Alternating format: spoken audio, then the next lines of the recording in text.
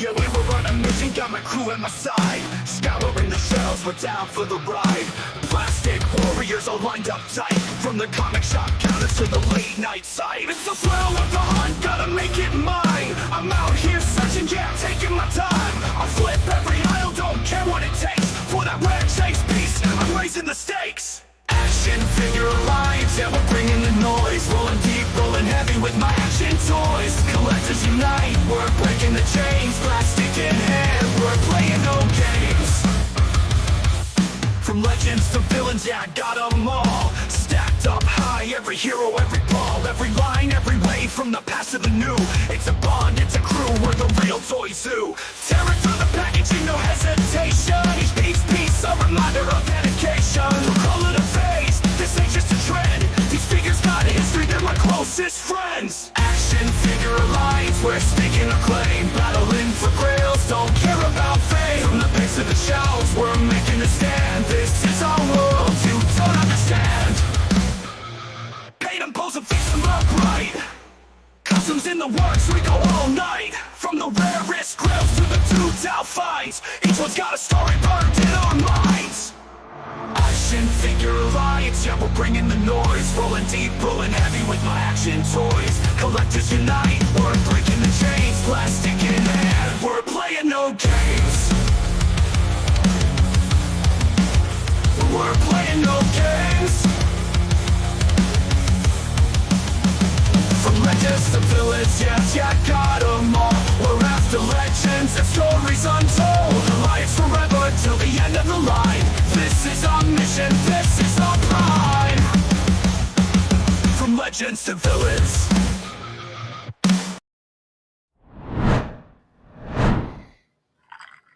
What's going on? What's happening? All right, Gatorade again. There we go. Yay. Yeah. We are definitely different people when it comes to our drinks of choice. I have my one nice drink a week during the show. It loosens me up a little bit less. We talk a little freely. Well, good. You So, need that. You need that. After today, yeah. Definitely. So we got another good show for everybody. I'm excited for this one. I've been excited for this one for a bit. Yeah. So in case you didn't notice from my the membership card thumbnail, from the thumbnail and all the advertisements we've been trying to blast out, we've got Chris from Grindhouse Toys on, and man, we've been chatting like since Joe Fest last year, if not maybe even before. But the guy is super cool, and we're really excited. There's been a ton of build up for this Kickstarter he's got launching, so yeah, really excited about that. And on top of it, real cool dude. We ended up chatting for a damn long time at IshCon, which was kind of funny. Standing in line, talking about dumb shit, mostly toys, but having a good time. So been looking forward to hanging out with him. But now is the time to get talking about his Kickstarter. So and if you haven't seen his figures yet, they're amazing. You'll see them tonight. Hang out with us. Invite some other people to join and hang out with us. It's going to be a good time because this is an epic toy line. It looks like it's going to be pretty awesome. We got a ton of slides, and things to show off before the Kickstarter. One of them hot off the presses from like an hour ago, which is pretty cool. So that'll be good. So yeah, we got some cool stuff. And you know what, dude? Before we get going, this freaking figure, man. This freaking figure. I have been having so much fun dorking around with him on my desk. Yeah. So much so that I've been trying to actually find more of them, and I can't. I was even considering, they had a 3-pack that had like a drone thing, and you could attach wires to these two little white deals and then have the drone float above. I was even willing to go in on the 3-pack and maybe then sell this one, but I can't find any of them. So if they come back up for order, or if anybody manages to find one or know a place where you can get them, you should definitely get one. They are awesome. I have a feeling that they're going to be hard to get. So nice. I got some pretty cool stuff to show off too, coming off of the Hidden Temple Toys NC Underground Toy Swap event we had, which was awesome. We did have an epic swap. Yeah. So I got some cool toys to show from that, and something I don't normally pick up, but I got this time. So okay. All right. All right. Well, that's a little ominous. Oh, Dookie, this figure is it's from, I believe, Sexy Ice Studios. This is the Vermin Eliminator. So it is interesting. I think I heard somebody say that some of the guys from like Revoltech uh, left and started their own studio, and it definitely has some of like similar to Revotech articulation, only it's actually better. Um, Okay. the joints are much more easy to hide. You can tell that like they don't have the great big ball joints in the knees and stuff like that. It's wild. The joints on this thing are just nuts. Yes, it is And it's, 112. yeah. The only thing that I think is a bit of a detractor is there's no like weapon storage on the figure. Right. He's got a knife, he's got a hammer, he's got this gun and shield. But yeah, no weapon storage, which is, forgivable, but it's kind of like, man, he would look cool if I could just put the Sheath gun the on the back sword, and a yeah. knife in a sheath on the thigh or something. I don't know. Anyway. Cool. We ended up seeing Dookie at the swap. Yeah, we met Dookie in person. So yeah, that was awesome. He walked up to me and he was like, "What's up? I'm Evil Dookie." I was like, "Oh, dude, what's going on?" So what the hell? You don't smell. drug him over there to meet Alan, and so we had a really good event. It was so fun, and I hope that event just keeps growing every year. And yeah, we fit everybody we could into that building, and only one person set up outside. So I think there'll be overflow next year. Yeah, that was a good one. Dude, we've been chatting for too long already. Yep. We got Chris waiting in the wings. So I'm going to roll the intro. We'll get over and bring him in. How about it? Let's go. All right.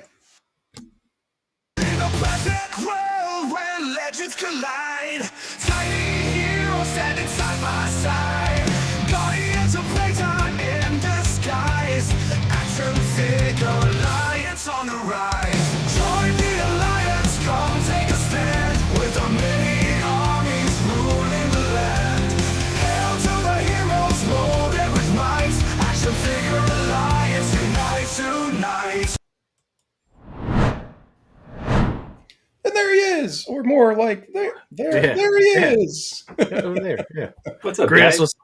not much, man. Welcome, man. Welcome to the stream. Thank you. Did for you having see me. it? Did you see it, Trey? He did the adjustment like I do every time. Let's I see come the- on channel, I do this. You Yeah. got to get ready. You got to get Yeah. You limber. do, man. You did it. I always like catch myself at, as soon as the stream starts, I could be sitting here perfectly comfortable for a half an hour, and then I hit that button and I immediately He's gotta start, got to adjust. So thank you. You made me feel better. That's what I'm here for. Well, dude, how's it going? Great. Getting excited. We are very soon. We'll be launching this Kickstarter. We got about 2 days, if you want to say that. Really, like a day and a half. Less than 48 hours. So how do you feel about that? Are you ready? Dude, tell us Good. about all the emotions. It's all just stress and excitement and stress and just get it all finished up and just polished. And I'm a very big time over analyzer. I overdo everything, so I'm just making sure everything's perfect, getting it ready so everybody will be happy and hopefully excited about the new line. Well, we're certainly excited. We've been seeing it for a while, and you've been making the convention rounds, even to the point where it's like you don't have a ton of stuff to sell at your booth. You're just there to kind of like, be the hype man and get stuff ready and get people knowing about it. How's that been going for you? Good. It's been fun, talking to everybody, and I had a few necromancers left at Toylanta. That was kind of like my last. I just kept a few, just Trey knows. Last one. And so I had, after that was gone, I was like, okay, well, I got nothing to sell, so it's all just been trying to show everybody, what Grindhouse Toys is going to be like in the future. Originally I was going to have the whole video store kind of booth, wait till I had product, but I was like, I want to get that out there, and so people can see that. It's And cool so just to that's show up and see all the boxes, and this is just card, but it's like a old Blockbuster card, and a whole video store booth things set up is really cool. with the poster and all that, the figures laid out. So every time we see you at a con, we see something new. So it's really awesome. Try to have something new every time, set up so somebody sees something. They're like, oh, I've been here before, but I want to see, if it's a new figure or new accessories or something I've just kind of put together for the show. It's try to make it a little more special for people too. That's cool, man. That's cool. So, I mean, you obviously know our reaction to it, but how has the reaction been from the general public?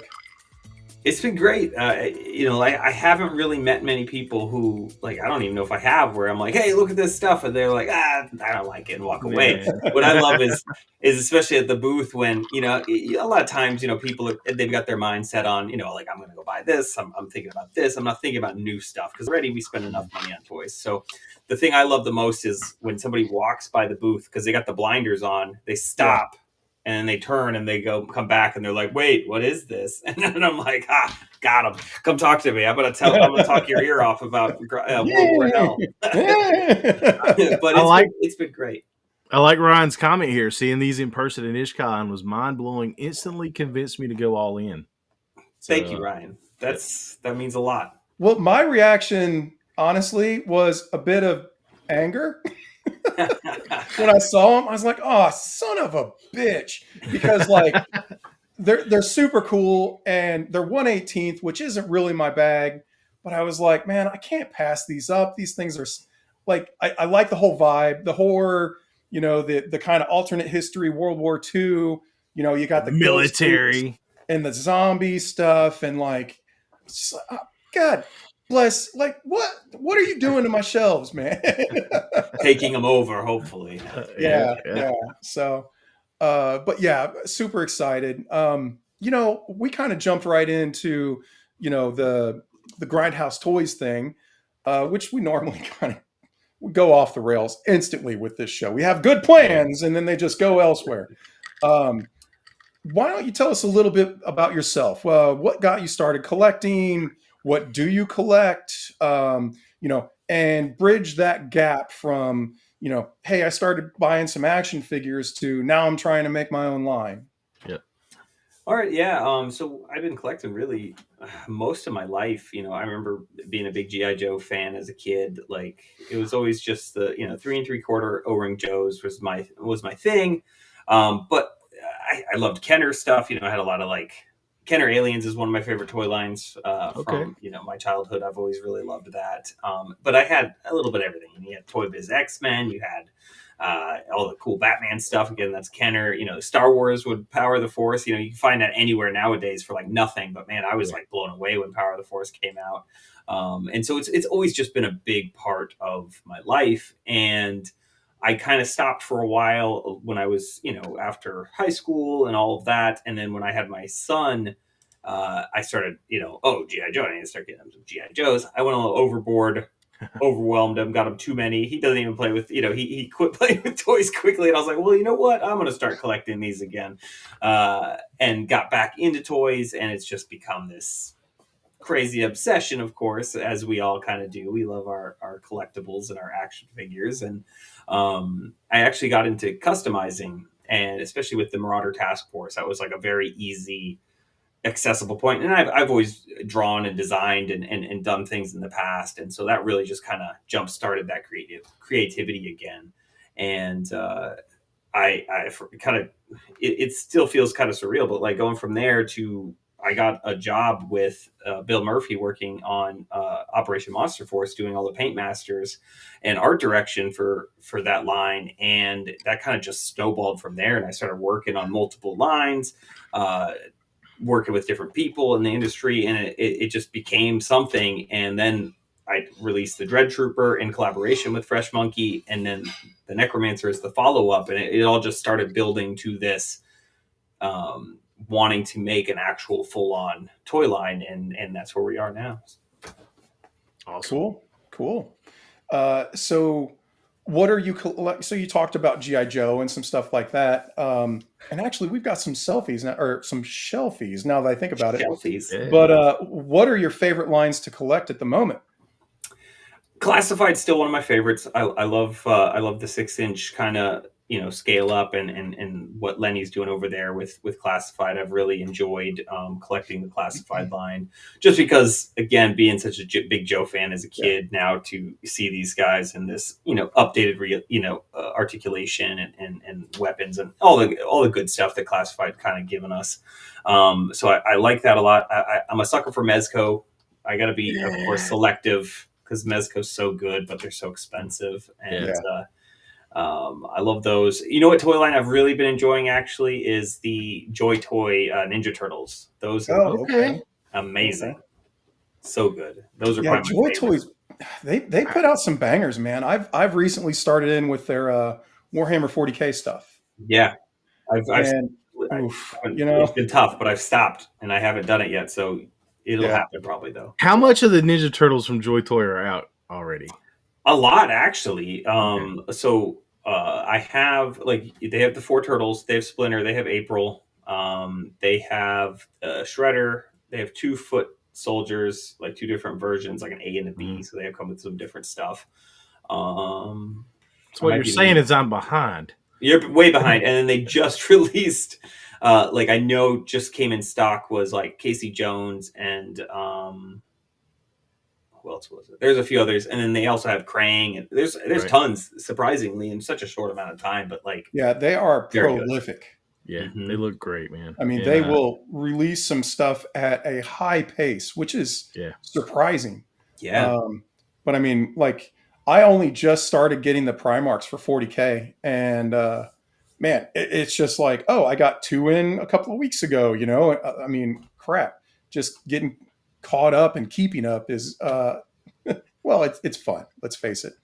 But Dookie had an awesome comment. He just wanted to say thanks for your class last year at Joe Fest. It gave me the confidence to do my own customs. Deeply appreciated. Nice. Awesome. I'm glad you're working on stuff then. That's fantastic. That means a lot to me. Yeah, that's super cool. Trey and I both bought your Sergeant Slaughter what is it called? Is it Iraqi sympathizer or something? That was his heel persona. So for the class, I called it the Cobra Warlord. Okay. Was the kind of gimmick name. I wanted to incorporate that Cobra-ness to it. But yeah, it was Iraqi sympathizer was his full-on heel persona. Gotcha. So yeah, we both bought that kit, and still haven't customized it yet. I bought an extra Sarge to me too, custom with, and still haven't gotten around to doing it. Yep. But it is a super cool kit. I bought a Sarge at Joe Fest, and I opened a box and I shoved all the stuff in there, and that's where it's been since Joe Fest. So don't feel bad. Mine is the same. The one I did for the class, I gave to Slaughter, which I always planned on doing, and then I'm like, all right, I got to do mine. Still hadn't done it yet. So. Well, that's awesome, man, that you're out there helping people, get that confidence together to do some customs on their own, which is killer. So, yeah, and Evil Dookie's calling us out, Trey, for slacking. Yeah, we are. I got excuses. I don't know that you got I don't know. I got. I'm just giving you crap, man. Too much stuff, yeah. Well, yeah, man. Okay, so we already got a couple of questions about the Kickstarter. Mm-hmm. So I'm kind of thinking, why don't we just dig right in and start showing off some slides? What do you think? Nice. Sounds good to me. All right, let me get that there. Okay. And then we can come on over. All right. So we got the super cool, all right, you've got this very kind of vintage, retro-ish feeling. Where's this inspiration coming from? Is this kind of like that Grindhouse horror movie from the 70s kind of thing? Or? Yes, but also a little bit of everything, really. It's really just all of myself put into something. And so, yes, the Grindhouse movie by Tarantino and Robert Rodriguez. I loved the idea of it, and that's actually what introduced me to a lot of other Grindhouse stuff. Because Grindhouse is actually an old theater. That's what they would call these old theaters that would play the exploitation films and super violent, super sexualized, super ridiculous. and craziest, campy B horror movies, like lower than B a lot of the time. And, that was, 70s, 80s. And I felt like that was perfect for what I wanted to do as a toy, creator.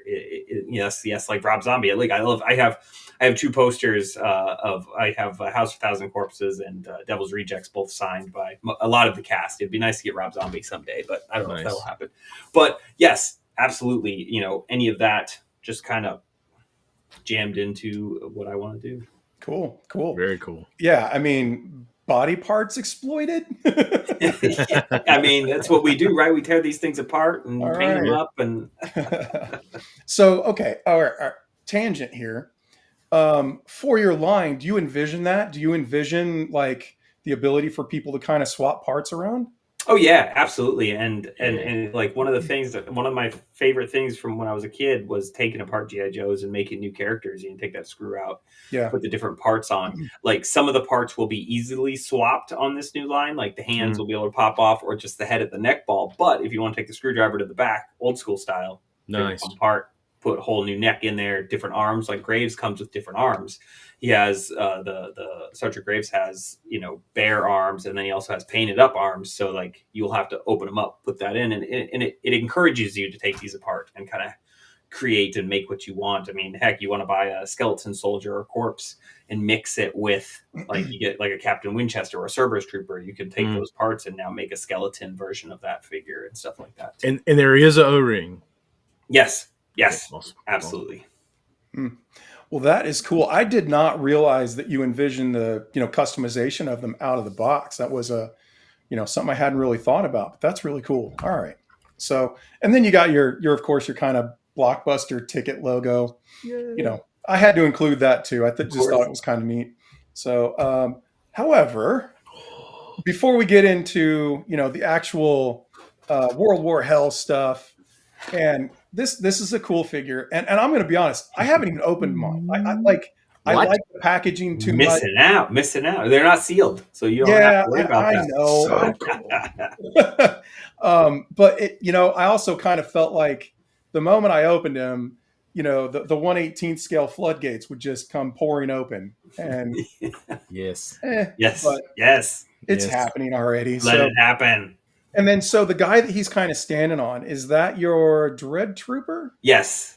So, like when I came up with the Dread Trooper and the Necromancer, like the Dread Troopers, I had envisioned as these interdimensional stormtrooper type characters that are coming into different universes and just pretty much killing them off and taking valuable resources. It was a whole sci-fi, kind of horror-esque, but mostly sci-fi. And so when I needed a new figure, I was like, well, Necromancer was the guy I really wanted to make, that I came up with, and I homaged, a certain, baddie there with the color scheme, just because I've always loved those colors. Yeah. And I wanted him to be the kind of anti-hero character. So he's sitting there, they're trying to take his power, and he's just wiping these dudes out. And even in the packaging artwork, you could see there's a ton of them, like, if I see on the camera, they're all on the bottom there. There's a bunch of dead Dread Troopers in there. The one Pennington drew, which is super cool. All right.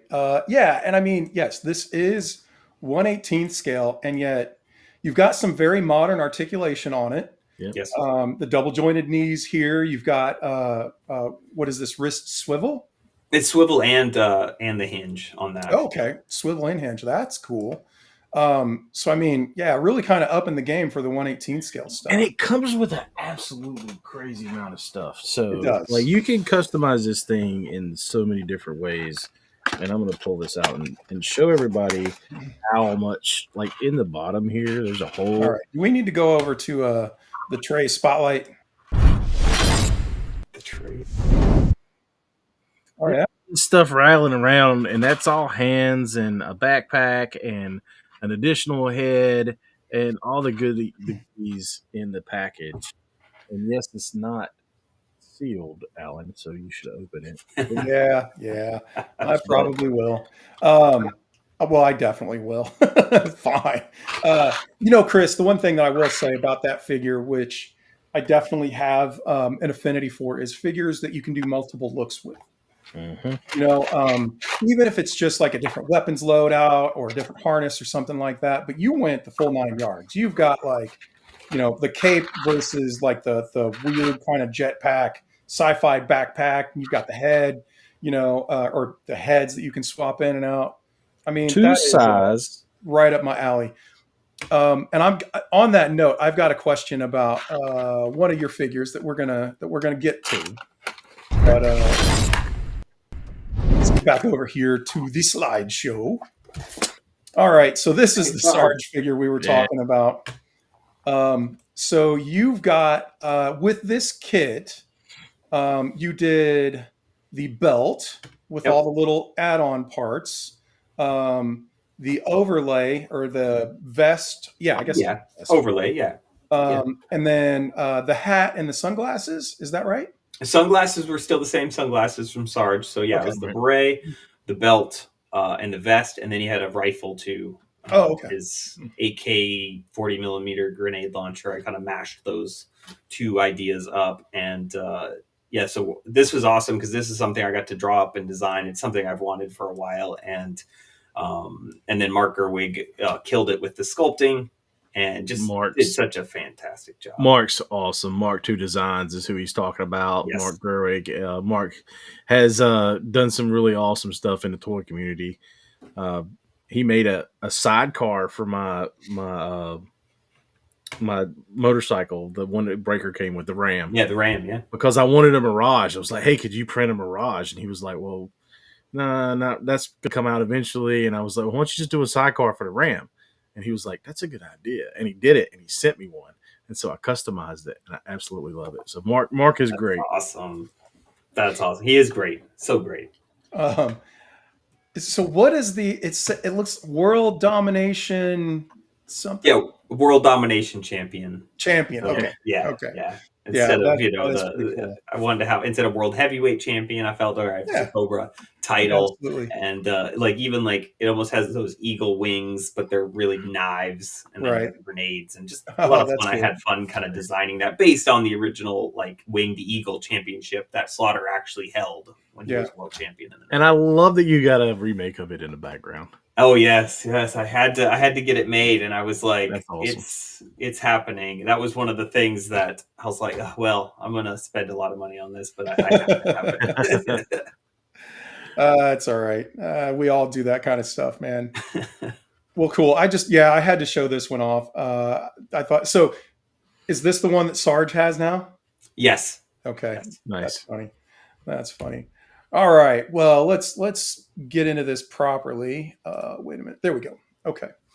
So they say war is hell, and kind of toys collecting is kind of hell too. This time it is World War Hell, highly articulated, vintage inspired, 1/18 scale O-ring action figure line. Yeah, man. So what do you want to tell us about this ad, this character? Let's dig right in. Okay. So this is the corpse. This is how you were talking about earlier, having multiple options for one figure.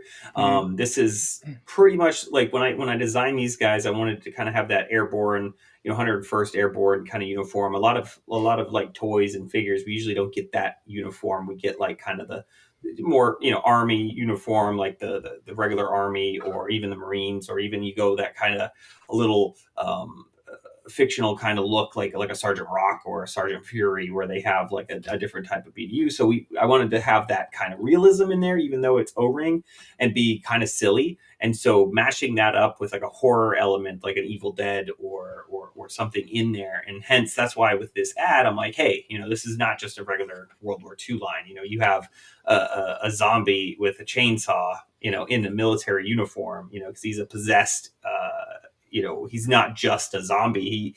You have to cut this guy up into pieces if you want to kill him, and just have something just in your face.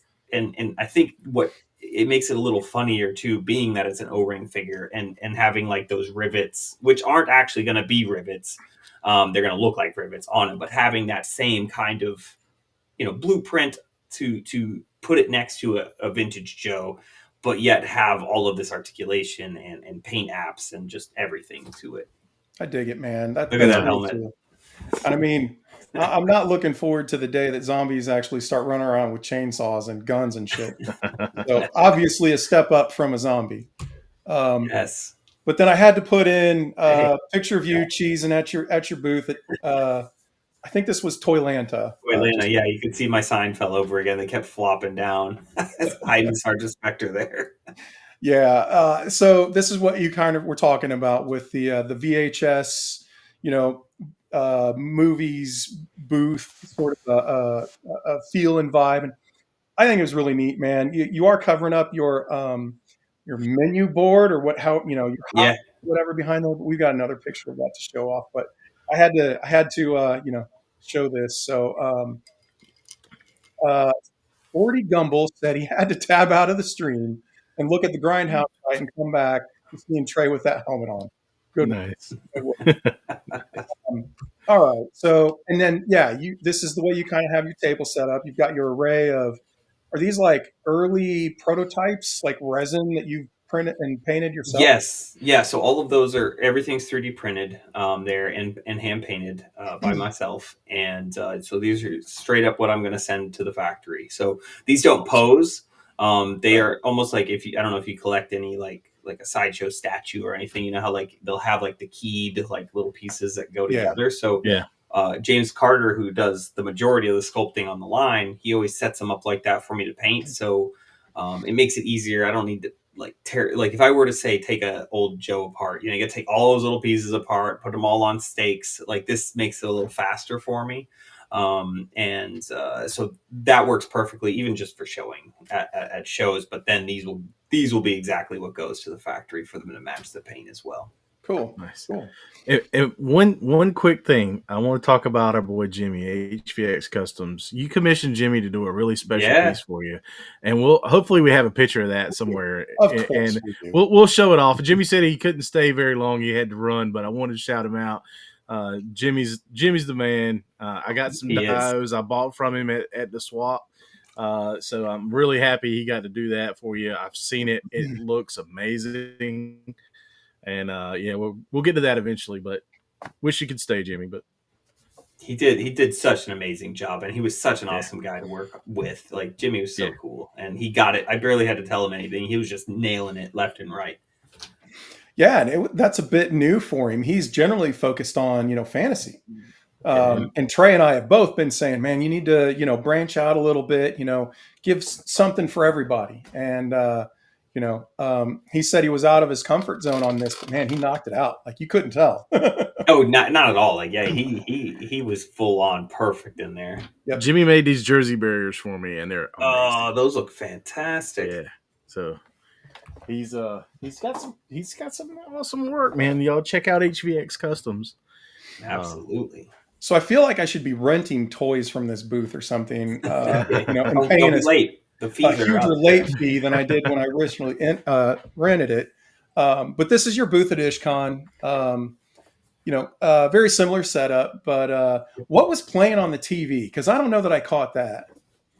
So I have multiple things I'll switch up because I'll play stuff all throughout the day. But what did I start with that day? I can't remember. It might have been Last Crusade, but I'll usually throw some Indiana Jones on there. Okay. I played Big Trouble in Little China. Nice. I put The Mummy on for a little while. I try to keep something kind of like where it feels like World War Hell to an extent, like some of my inspirations on some of that stuff. And That's cool. I can't go too R-rated being at the shows, so I have to Right. be, I have to be reined in a little bit, but it's fun.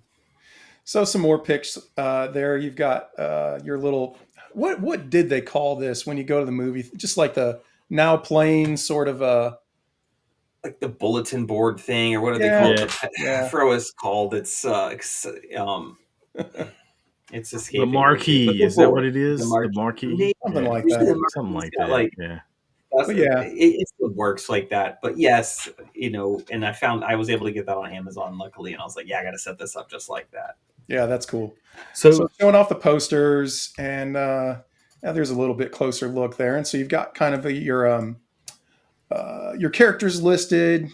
Coming soon to Kickstarter. I think it's cool, man. I think it sets the vibe for it. So Thanks. We love this box. How true to this form are you going to stay with everything else? Is this Oh, going to we've be got your that main- covered in pictures, man. Oh, Jumping ahead. Come on. But yes, man, show me yes. the picture. Oh, I mean, yet, just man. wait. I'll tell you in a minute. Actually, when we get there. So tell us about this poster art, because this is actually really cool. Yeah, it is. So it was awesome. So this was done by the incredible Tim Barron. I was set up at Geek Meet Indy back in February, I believe. It was a show up in Indianapolis area, like outside of Indy, that I was invited to come check out. And I'm like, and I had friends up there, so I was like, let's go check that show out. But I got, long story short, I was set up next to Tim Barron I'd never met before, and he has such a striking, art style, and he does work for Super 7, but he also does a lot of work for like Tony Hawk skateboards. He does a lot of skateboards. Nice. Oh, you know what? I can kind of see that. You see it, right? And Yeah. so good, so good. And so I was like, you know what? I messaged, we got, talking, and he's a big Misfits fan. I'm a big Misfits fan. So we were like hitting it off pretty well. And I was like, hey, you want to do some artwork for the line? And he was so great to work with. And he absolutely killed this. And I was like, there was like no question. It's got to be Sergeant Spectre who he works on. Yeah. Yeah.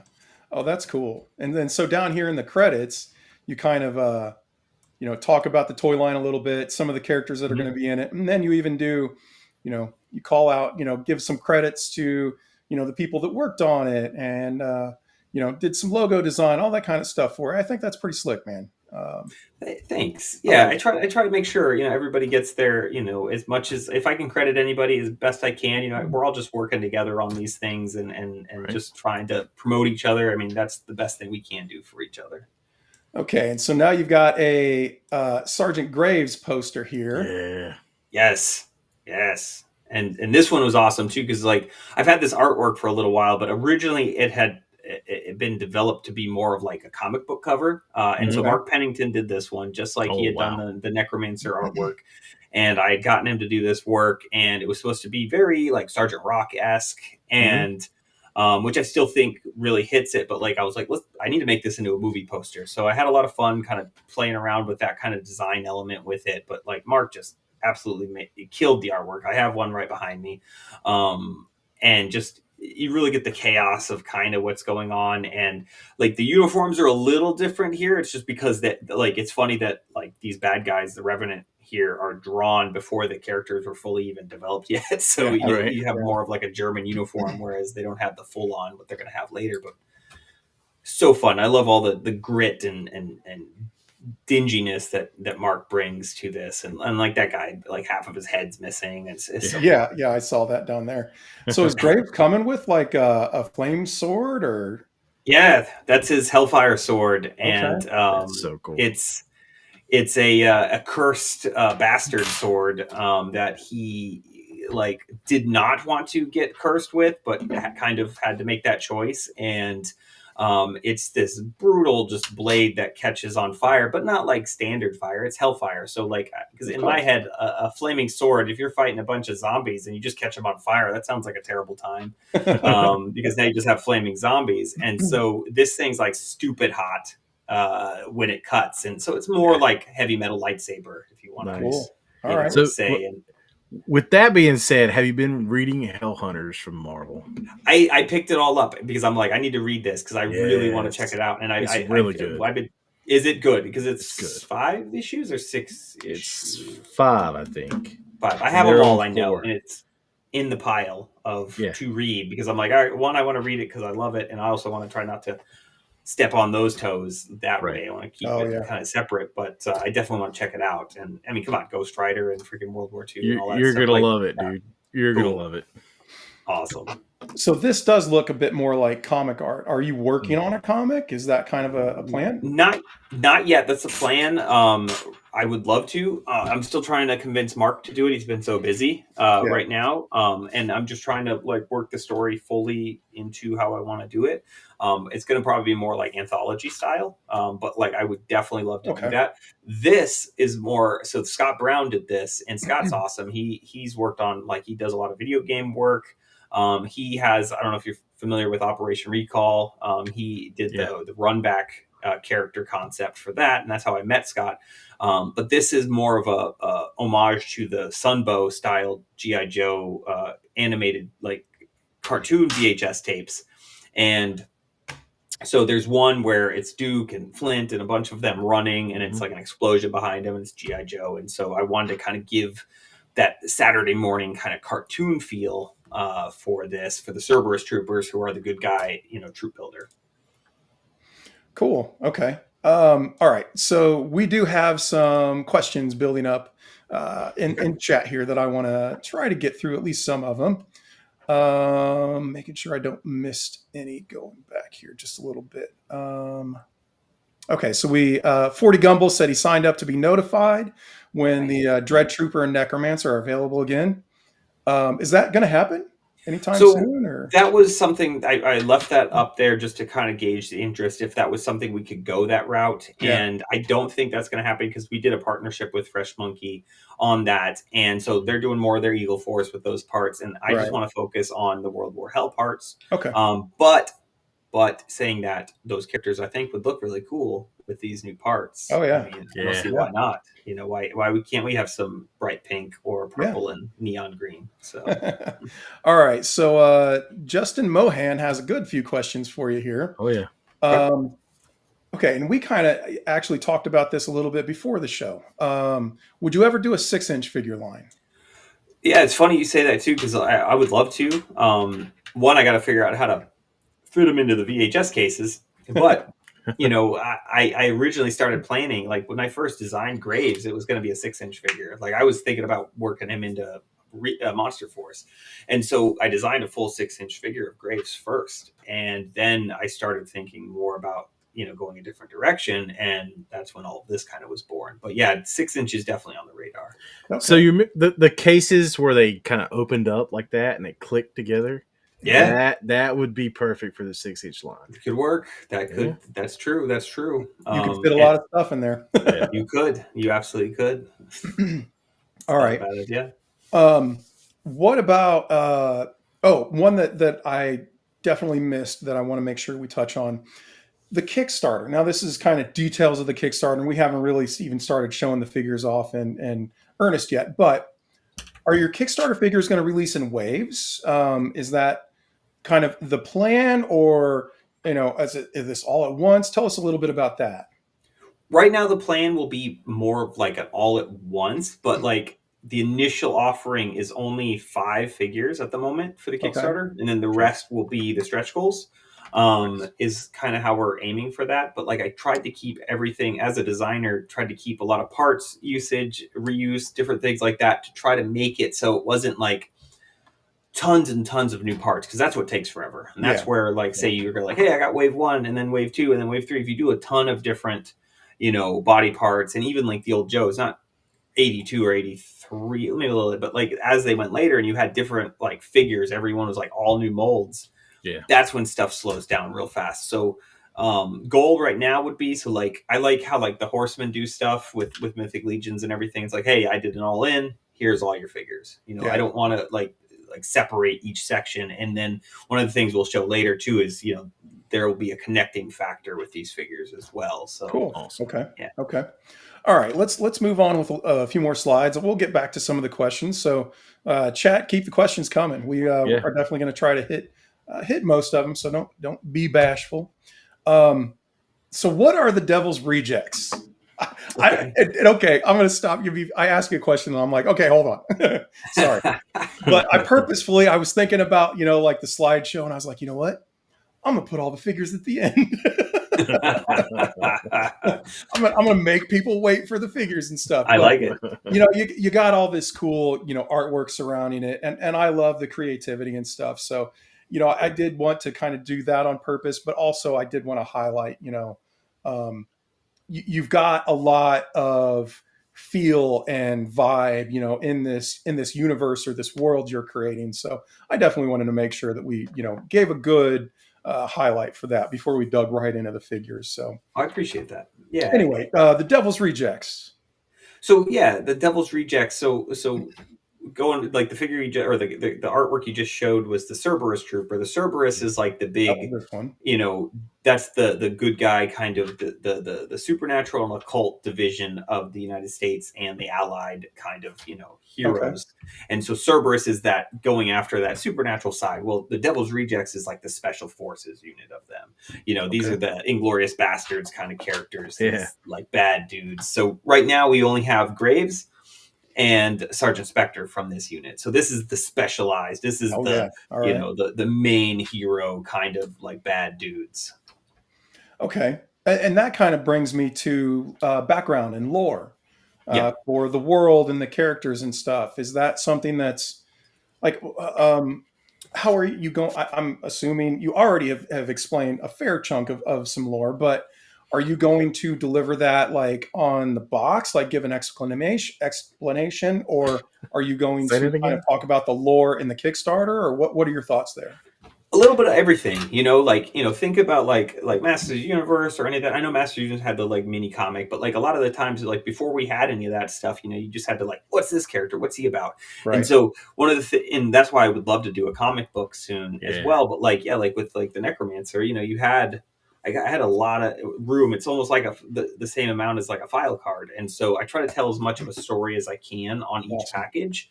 And the fun thing is, like each character will have things that all just kind of intertwine. And that is a little bit on the Kickstarter as well. There's actual, it's not just like, hey, here's Sergeant Graves. I don't know anything about him.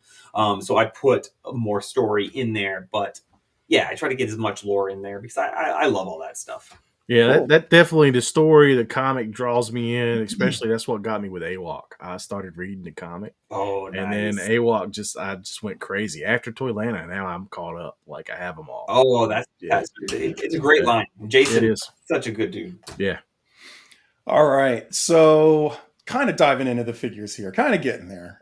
So this is kind of, showing your articulation scheme. Yes. First question, is this going to be standard, like this standard scheme across all of your figures? Yes. So like, and one of the main reasons too, just for a second to go on with the O-ring thing, like one of the main reasons going O-ring with these is because even though like Necromancer and the Dread Trooper were modern articulation, more of that kind of 25th anniversary Joe or Pursuit of Cobra kind of feel to them with those. This is O-ring because I feel, being that we're doing a nostalgic trip down kind of memory lane in a VHS type case, I feel like O-ring is still that thing as well to a lot of us as growing up. It's there's just something about an O-ring action figure. So what we wanted to do and is just update all of that though. Like why do we have to have an O-ring figure that's exactly like what we used to have? Like we have Right. that too, and there's a lot of people making some really cool stuff like that. So I was like, let me see if there's a different lane. Let me go play around in a different sandbox. And so I was like, well, let's update this because again, it just makes it so silly having this O-ring figure because I'm a fan of like Robot Chicken and all that stuff too, and I love what they do with the bodies and they tear those things up, but being able to move, and like the first thing was like it needs ankles so he can stand and actually not just do that kind of, what I'm talking about, where the GI Joe it can't really stand properly. yeah. That's why I use stands. Yes, you have to use the stands, but even still, one of those feet are hovering. It's always just kind of doing that kind of cock out, and so with these you'll be able to do that wide stance. You have those wrists, it's not just a wrist swivel, it actually has the hinge similar to like the modern figures, especially so you can get that gun up. Like an M1 Garand, you can actually hold it because your wrist will move. And then same with like the neck ball, but then as you can see it still has the neck, it connects to the torso like the classic, pretty much, what is it, 85 and up, I believe, because they had the swivel neck. Maybe it was 86. So these have that neck ball kind of, but then also the other neck ball for the head to pop on. And then same, the articulation on the jaws of the zombies and the skeletons will move as well. Oh, nice. That's always fun. Yeah. All right. So yeah, the ankle thing, I'm glad you brought that up because I wouldn't have thought about that. But yeah, I don't have a ton of the 3 3/4 inch, the old school Joe stuff. I have a few, but yeah, the ankles, you always kind of fight with them. And so seeing this here, that's awesome, as well as being able to, hold the gun properly. So will they come with stands like the Necromancer did? Yes. The Necromancer didn't come with a stand, actually. Did he come with one? Did I give you one of those stands in there? Which one do you have? That's a Marauder stand. I love it because that was one of Oh, my, since it was my display, I that took was one your of the, display, so I yeah, got a special, even you though I got the didn't know Marauder it. stand, which are Okay, great stands yeah. from Marauder Task Force. Well, thank you. But yes, they will come, depending on the figure, they will come with either one or two stands. Nice. Because like this right here, if you guys can see, is the actual figure Ooh, stand with the logo. And so that's it's got the cool. pegs, so the figure, and it's a wide stance. So you can have a We do guy have a stand on it. picture of the Yes. resin, Okay.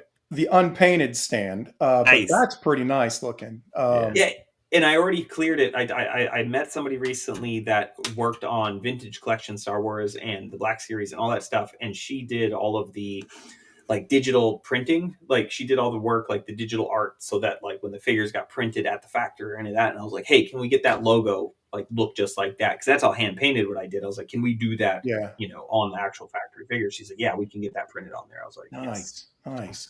Yeah, that looked great. So, thank you. all right, all right. So we're going in here. These are some pictures that I took at Toyland, I think. Um, Yes, and those so are we can get we can get in here fairly close on the figures. So this is Captain Winchester. This is a name that we haven't really talked about on the stream yet. So obviously a good guy. Yep. Well, I love the camo and the cigar, of course. The cigar Yeah. is classic. Good work And a there. grand. Thank you. Yeah. So does this gun come out?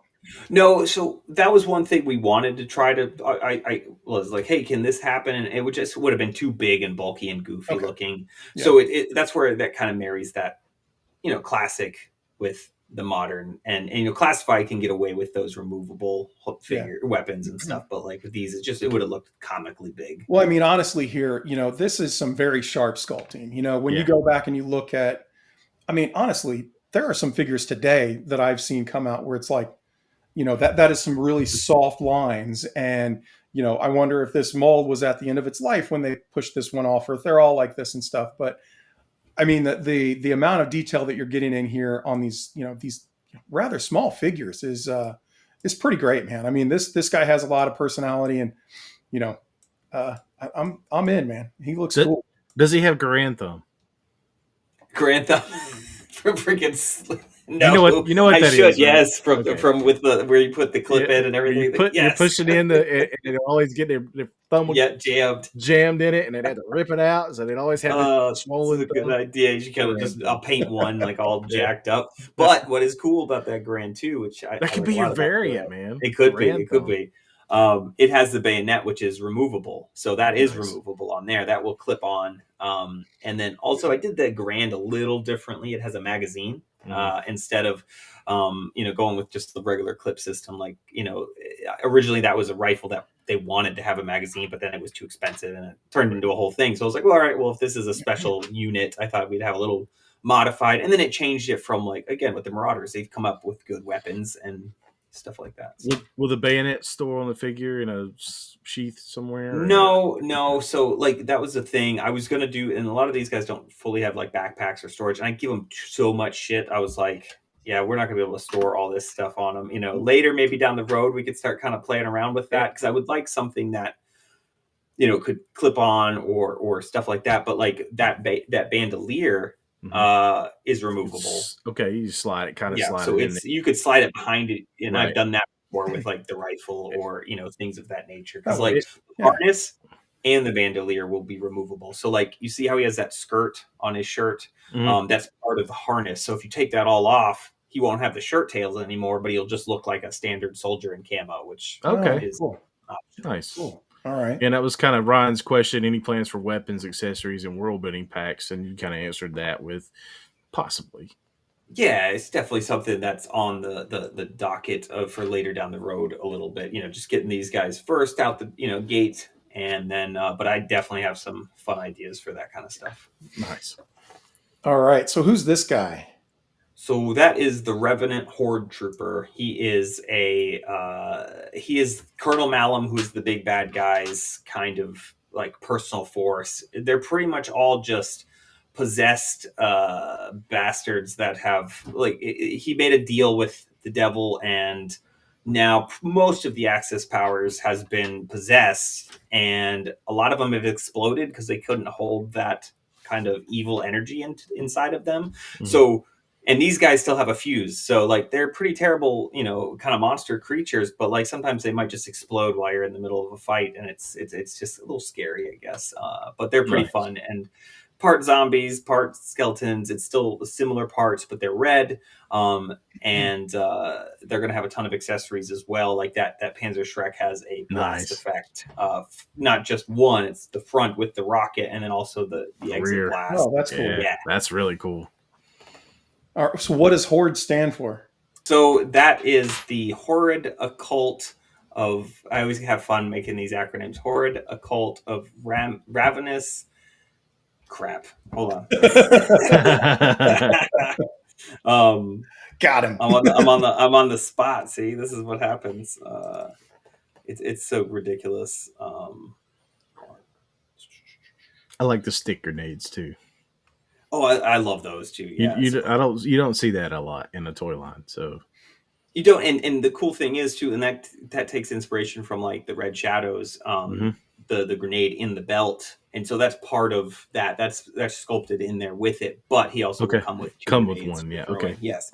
Nice. Horrid Occult of Ravenous Demonic Entities. I almost had it. Okay. Ravenous demonic entities. Speaking of which, Colonel Malum.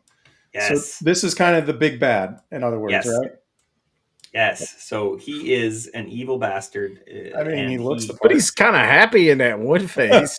He really, yeah. Well, he cut the smile into his hood. Yeah, and so it's very fun to look at, especially from different angles too on that hood, because he has no nose because his face is cut off. So like, you see how there's no nose, like sticking out on there. He's happily demented. He really is. I mean, he cut his own face off. So lore-wise, he's the one who starts all of this because he summons the Harbinger of Doom by cutting his own face off. And in this picture, you see he has his like old, like withered skin face. That's what he's holding in his hand. So that will come up. That will go over his face. It slides over, and it's got holes in the eyes and the mouth, so you can see all of the kind of. It's usually kind of dark unless you hit it with the light right, which makes it a little more fun. And he also will have another mask that's all fresh and nasty.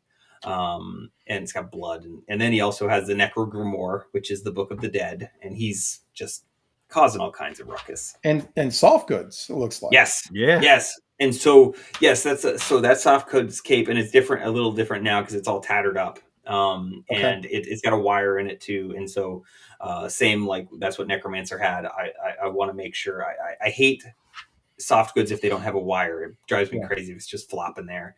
And I don't like sculpted capes either because you can't really do a lot like of the dynamic posing or anything like that. A lot of restrictions there. So glad you're doing soft goods. It's awesome.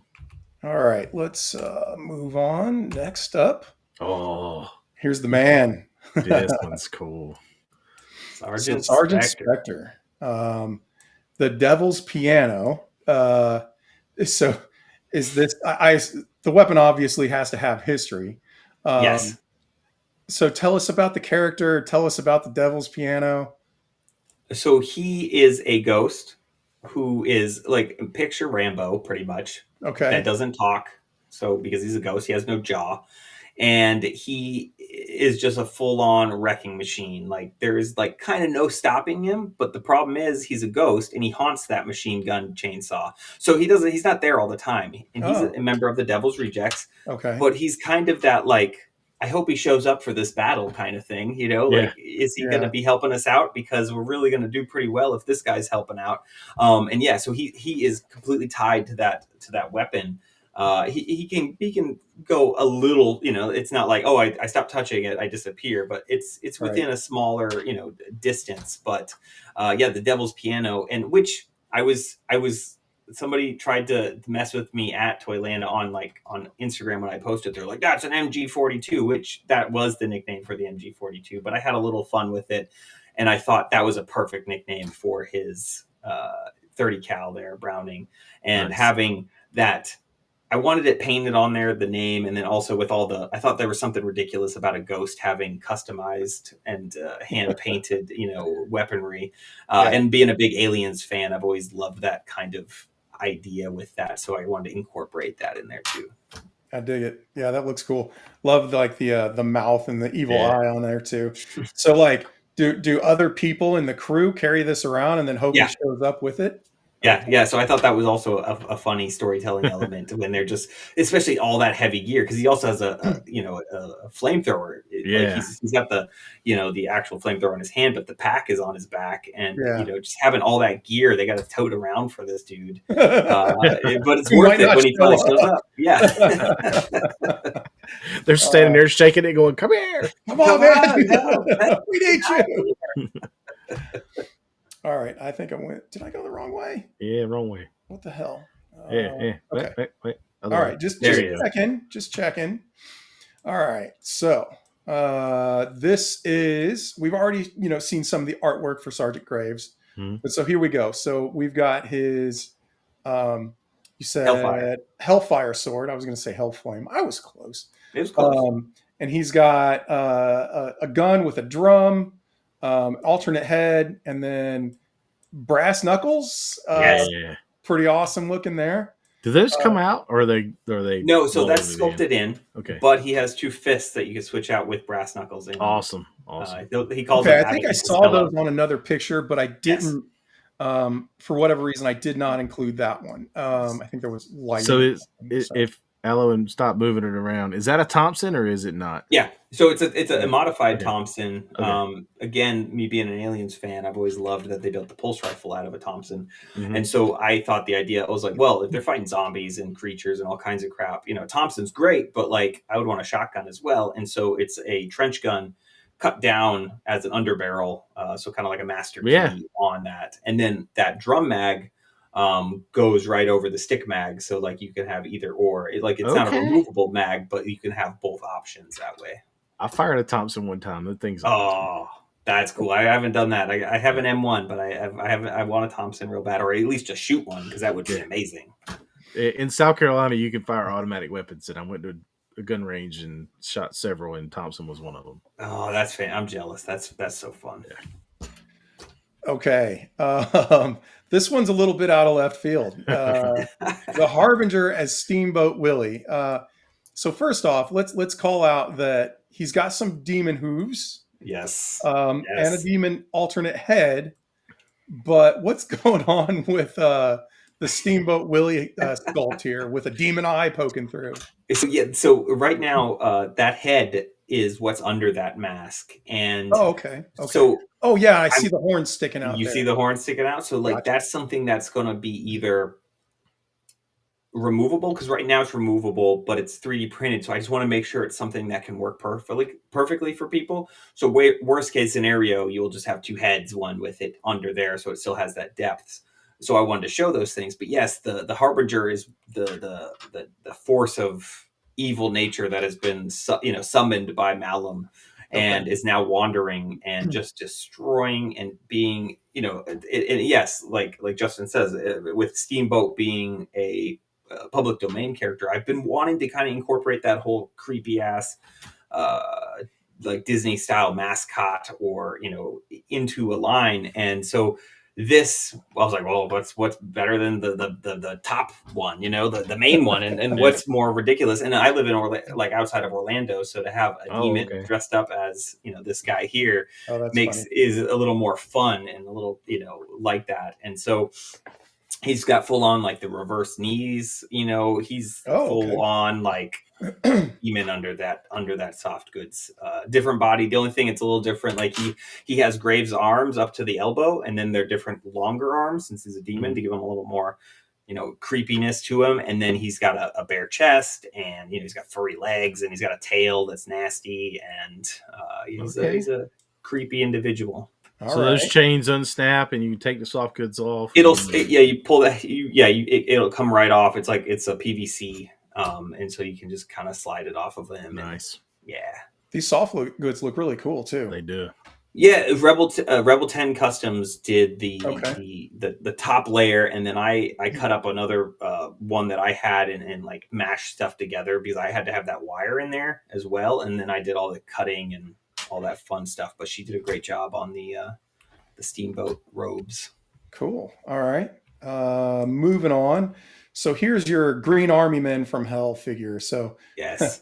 a literal army builder, and multiple directions here. So you've got an extra head with it. Does okay? Yes, that head is different than this head. It just took me a Yes. minute. I was like, wait a minute.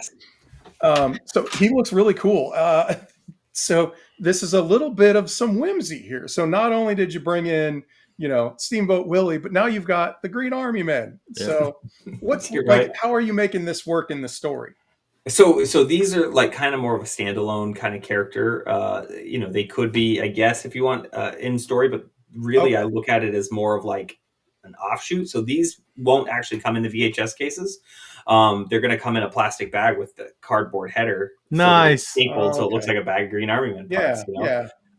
Which will be really fun. And when you see on the Kickstarter, I actually kind of mocked that up pretty good to kind of show what it's good. So instead of like Okay. regular figure render, it's this dude with all his stuff in there. But yeah, so in my head, 1-to-1, he's sitting there attacking all the, like little kids are getting attacked by this guy or the babysitter or any of that, just very cheesy 80s movie. And I feel like, that way you can use them for not just World War Hell. You can use them for Sure. like some Halloween decorations or some silliness. So Yeah. No, that's cool. That's cool. I think I it's was awesome. wondering how that was going to work.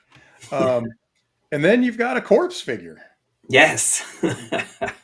And yeah, this is the guy from the main image that we were talking about earlier, and with because there's his zombie head down there on the left, Right. and he's going to come with the the helmet and all that, and so you could set this guy up as a skeleton, a zombie, or have his head exploding Nice. out of his body, and same with there's some blood effects for his wrist pegs. Oh, okay. Is that what that is? Yeah, so you'll have Alright. one for each. So it looks like, again, if you like cut a hand off or what have you with that. See, there's one of them right there. Yep.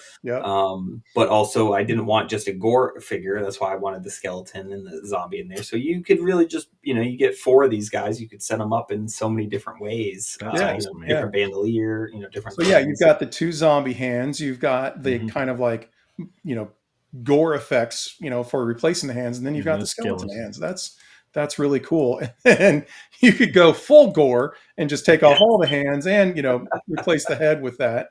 So So do you have to unscrew the body to get the head, swap the head? I'm stuff off? working that out right now. I'm thinking about doing it that way. That's right now the plan. Because then, like, say you have like a Delta 17 or when the Operation Recall or like Skeletron or any of those O-ring figures you already have, if you could get that in there, I thought that would be really fun. That would be cool. Because those ones don't have like the ball joint. So I'm thinking just keep that as the neck peg. But I also had thought of something that maybe just slides over the neck, but I think going into the body gives it that better effect coming out. And yeah. Cool, man. So was that an alarm or was that? Oh, I felt like I was in the smoke detector. Jerk podcast. It's my smoke detector. I need to switch them. So my son to fix that for me real quick. It's been doing this lately. It's crazy. There it goes. You switch the battery. It's fine, and then the next day it's like, hey, so I just got to replace it. I think Jerk is going to give us a copyright strike for that. That's pretty funny. All right, funny story on that, because this isn't something that I get to share topically very often, but our first night when we moved into this house at 4 a.m., smoke detector battery alarm went off. Oh. And it was just like, wait a minute, are you kidding me? It's always Very at that first time. night, first time we slept in here, and it was just like, oh my God, is the universe telling us we screwed up? All right, Decapitators. so you got these little guys, and this is straight out of The Thing. Yes, looking badass. So how are these? How are you purchasing these? Is this like a multi-pack or 4-pack? So it's a 4-pack. Yes. Nice. Okay. Kind of like the Skeletron. Yes, These absolutely are like the so Skeledrones. Oh, that's cool. The Skeledrones are so good. They are. And so that's what inspired me on these. And I was like, well, I love this. These are robotic. They're very, you guys, I don't know. There's a movie back in, with Gene Simmons. I can't think of the name of the movie from the 80s, but they were little spider robots. And so that's what it reminds me of, that whole kind of mechanical with the Skeledrons. I was like, well, I want something a little more Was that organic and Scanner? nasty. It wasn't Scanners. It was like a crappy Gene Simmons B movie. And I'm trying to remember what the heck it was called. Was that the one where the bullets would go around corners and stuff? Oh, I think maybe it's been millions of years. I'm no, gonna have to look at it. It's gonna drive me crazy. It's gonna drive me crazy. Yeah. But I wanted to do something a little more organic with this, or a lot more organic. And so again, with the aliens or the thing's one of my all-time favorite movies. Oh, and yeah. so these things, I wanted something, I'm like, okay, well, if these are hell beasts, these are creatures, like what's going to be really bad? Like a face hugger is really nasty by what it does. But like, I was like, well, how do I try to top that? And so this thing, oh, see there, he's got Runaway. That Runaway. sounds right. Yep. Good work, dude. Yeah. Very nice. Thank you, Core. And so like these guys will attach to a chest, and so the arms, they articulate. So it's a ball in there, and so they will attach to a torso of a figure. But in story lore wise, they implant some, because they've got this like weird little teeth thing on their belly. Implant something into your stomach, and it goes up through your head and then rips your own head off, and now you have a new creature walking away. And so it's just nasty. And Mark Pennington just drew a bunch of them for me for some artwork, and they're just so creepy looking, and I love it. Yeah, they are pretty cool, man. And it'll fit perfect with, some of the other stuff in the line too. The Harbinger surrounded by a bunch of these with Malum there. That's going to be a cool look. Yeah. Oh, I can't wait to see some of these photography pictures of these guys like that. Yeah. Oh, I bet. So what is this? So this guy, all right, first off, let's show the money shot there. Yeah. Yes. Showing off the fingies. So is this a different character that you're still working on, or No, so that's actually the same, that's the corpse body pretty much. Okay. The only thing that's not there is his pockets on his legs, because before I printed that, it was somehow like the layer was turned off somehow. So, but it's the exact same figure. It just doesn't have the bandolier on him. Okay. And he doesn't have the zombie head or the hands. He's got the skeleton ones in there. And so I had that one set up originally just to show scale with other figures, but then I was like, well, I got to set him up to have him giving everybody the bird. So Okay. Yeah, I was just wondering, what was going on with this guy. But all right, and then you're showing off a flamethrower here. Yeah, it's World War II. It's zombies. It's undead. You got to have a flamethrower. Yeah. It's such a brutal weapon. And so yes, this will be so there's 3 flame effects. There's this one. There's like a more just kind of is started to shoot out, and then there's a tiny one where it's just like that pilot light kind of just been lit. And it's got the hose go into the pack. The backpack will go on. Right now, I'm aiming for it to fit on even old Joe's. It's got the same kind of peg system. Nice. And so, that's an O-ring figure. And the fact that he's posing that way, that stance, shooting a flamethrower, I actually have him shooting at a Cobra Trooper right here. And it's really fun. And so this pack will come with Spectre. It will come with Winchester. And I believe that's it at the moment. Okay. And it's worth calling out here that this is a very early resin printed prototype. There's visible seams, and you're kind of holding them down with some sticky tack and stuff. Like, this is not a final product. Right. I want to call that out, everybody. Just make sure. I'm well aware of that. I think most people would be, but I think that's pretty cool. All right, so this is one I don't think I've seen this one in person. Did you have this at IshCon? Yeah, he was set up at IshCon. Okay. He was the one I had just finished before that show. All right. So that's the Cerberus Trooper. Yeah, because I didn't have a picture of him from my camera roll, and so does this guy come with alternate loadouts, alternate heads, different? Yeah, do. Yes. So again, I love to put a bunch of gear into my figures. Nice. And so that helmet is the same helmet that's on the zombies and stuff like that, but that helmet will remove. And then same with that gas mask will come off of the helmet or off the head. And that plugs into that pouch Okay, there, yeah. the gas mask bag. So you can have like a ton of different looks with this guy. So like you want to have the gas mask, no helmet. You want to have no gas mask, but still have the bag. Mhm. You can still do that. He has two different heads also. They're balaclava like Okay. face. So you have like a dark skin and then a lighter skin. And then also like those the lenses are going to be clear. I just painted them for now Oh, because I all didn't have right. a clear resin. But Nice. it's going to be that yellow clear, kind of look a little Mhm. dingy and kind of That's cool, gross. man. Yeah. All Like right. Evil Dookie said, the old mustard mask. Yes. There's something about that whole horror. You got to have gas masks. Mhm. So I wanted to show this one off because you really get a better look at the eye coming through there on the mask from the Yeah. Harbinger here. So again, looking really cool. And the Reaper blade coming out of the skull. That's pretty cool too. Oh yeah. Coming out of the mouth. I wanted it to be. So funny thing about that scythe, it's made out of all like different human parts, but it's all like Yeah. one human. There's no like repeat bones. So I thought that would Okay. like more messed up that it was made out of like a person. So Cool. Cool. All right. And then Graves here. Yep. Oh, this is the one that I saw with brass the knuckles. brass knuckles there. knuckles, That looks nice. awesome. And Yeah, that's with he his looks like an ass alternate kicker. arms. What's that? Yeah. And that's the alternate arms right there. Those are the Okay. painted arms, like I call it apocalyptic war paint. So he's got the skeleton face paint. And then if you were to see the sides, they're skeleton arms painted on. Oh, Nice. okay. Nice. You kind of get a hint of that coming down here a little bit. That's really cool, man. And again, you did all these paint masters, didn't you? Yes. Okay. Well, good work, dude. Thank you. The beeps are killing me, but They're trying to fix it. I can hear it. It's yeah, funny. that's funny. All right. So a couple of zombie guys here on the workbench, as Yep. well as Figure stand. the painted stand, which looks badass, man. It does. Thank you. Yeah, the logo came out so good. So the original logo, I've been working with Brian Sauer to get that done up, and he does like assembly required and all that stuff. And we've been working on this logo for a while, and it feels so good to get it like done. And then Mark Gerwig also did the sculpt on the stand, and it's so fun. This looks cool. Yeah, they look cool, man. They look really cool.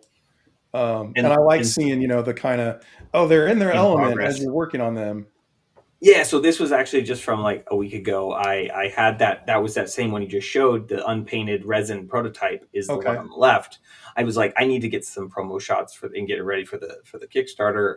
And since my other guys, like the one on the right, doesn't pose, I needed to take my other one that could pose and kind of just get them all cleaned up and ready to go and painted up. And so it was a little bit of a challenge. I was like, all right, I painted the original corpse last year sometime. Let's match the paint as best as I can. And I feel pretty good about how that came out. So Nice. All right. We are getting close to the end here, but man, I think I purposely threw him in at the end because this figure just looks awesome. It does. I mean, a lot of people have a soft spot for transparent figures. I'm not unique in that, but the skull looks like it's floating and glowing at the same time. I mean, this is cool, man. This is really Any thoughts on doing one of these in glow in the dark in the future? Oh yeah, so that's the plan too. Actually, this guy I want to glow in the dark as well. Even in this color scheme, I would like to do, of course, different colorways and stuff like that. But again, I'm a sucker for the transparent or the translucent or any of that. But also, I like to glow in the dark too. And so I know, like the Four Horsemen with Mythic Legions, they've done some clear blue characters, like ghostly characters that do glow with like the UV lights or even just glow in the dark. And so I know they can do that because we use the same factory. So little LED light and that backpack peg that makes it just that would be super cool. Yeah, just pop. Oh yeah, that would be really cool. Nice. All right. And so here another of the resin print. I think this was very recent, you said, right? Yep. That wasn't too long ago. That was when I was testing out the stand. And again, that's that resin body, so he can pose. That's the one that I just painted now. But yeah, just showing off, a few different kind of, loadouts and like one thing I wanted to incorporate that you can see in this picture is the 1911 pistol with the actual, slide back. So it's actually out of bullets or even mid fire. instead of, because, a lot of times with toys, it's always just the regular 1911 where it Right. slides forward, but that doesn't show it shooting or out of bullets. So each figure will come with, well, not each, but the ones that come with the 1911 will come with one fired and one that is Nice. in regular. Will there be any kind of fire effects or? Working on that right now. That's the plan. I'm not showing it on the Kickstarter yet, besides the flamethrower. But if we get it all, I want it perfect. I'm real picky with all of that, and so I really want it perfect before I show it. But like the challenge I've seen arise with that being at 3 3/4 scale, 1/18 scale, is like on a 6-inch figure, you can plug the mushroom tip into the barrel. Whereas on this, I'm having to put the barrel into the, the blast effect. And so I'm trying to make it where I don't have to do a blast effect for every single gun. If I can reuse. And so we're just trying to find that perfect kind of sweet spot. But yes, I love blast effects. Nice. Cool. All right. Yeah, there's the stand again. But on this one, you don't show the pegs. So there's a peg. Yeah, that was just the test. Yeah. Okay. So are the pegs static? So the pegs will be like in the O on the other one, and then so this was just Mark's kind of like, hey, does this look good? And so it was just really my test, and he's like, oh, you're already posting it, and I'm like, yeah, it's too exciting, and so it didn't have the peg holes in it yet, and so I just wanted to kind of mess with that, and so the peg will be in that O, and then there's the peg right kind of by that other L. So give you that wide stance on there if you want, and kind of have a little fun with it. Cool. All right. Yeah. Nice. And then here's Jimmy's dio. Yeah, thing's sick. Which you don't even see much of it. That's why I feel bad, because I'm like so tight on the figure to show what he looks like. But like that dio is amazing, and it's gonna be at Joe Fest. So that was really the reason I wanted it. Yes, I want to do promo pictures, but I want to have it like this figure will be pretty much this one, since he's my one that can pose. He's going to be standing in it, and it's just going to be a circle, on one of those turntables. And, show it off is amazing, because there's skulls all over it. It's got the World War Hell logo. It's got the little front boxes. Yes. Oh, yeah. You saw the pictures of the boxes, and that was his idea. It was such a good idea. Yeah. And I made a post a few days ago, or was it yesterday? Yeah, yesterday, where my corpse is giving the finger, flicking April off, holding the last 2 tapes. I thought was hilarious. And those are tapes that Jimmy made, and so good. Yeah. That's cool. And then, a bit more of the dio shown here, as well as some kind of like scale references. Yes, you can see, and again, it's like I feel bad every time I zoom in, but I'm like, I gotta show it close, but like, because the dio was done so good, and so much detail. I can't believe how much detail he got into that thing. But so this will be the scale of the figures. So you have the, this torso right here is actually what's under the demon. I was just going to ask that, because it looks like this is a bit of a mix of a few different figures, and I wasn't sure if this was a specific one or not. Yeah, so it's one I'm working on right now, and so I was like, let me put this Graves head on here first. Okay. And you had to pick Skidmark. I had to, absolutely. Skidmark's always hanging out with me, because he's ridiculous and he makes me laugh, and I had him as a child, and so Skidmark is the way to go, and he's got the stupidest name, and I love it. Yeah. Those skulls at the base. I don't know. Snow Job is a pretty ridiculous name. Yeah. It is pretty bad. But those skulls, and there's more, and you've seen them, but like all those skulls that he did, like, man, just the paint on those, and holy crap. Yeah, like I already told Jimmy, I'm like, I got a whole bunch of other ideas. Once I have figures that can move, you're gonna be busy. Yeah, keep Jimmy busy. He's a great dude, and he does great work. I usually get early previews of what he's working on, and we talk about customizing a lot. So cool. So what is this figure?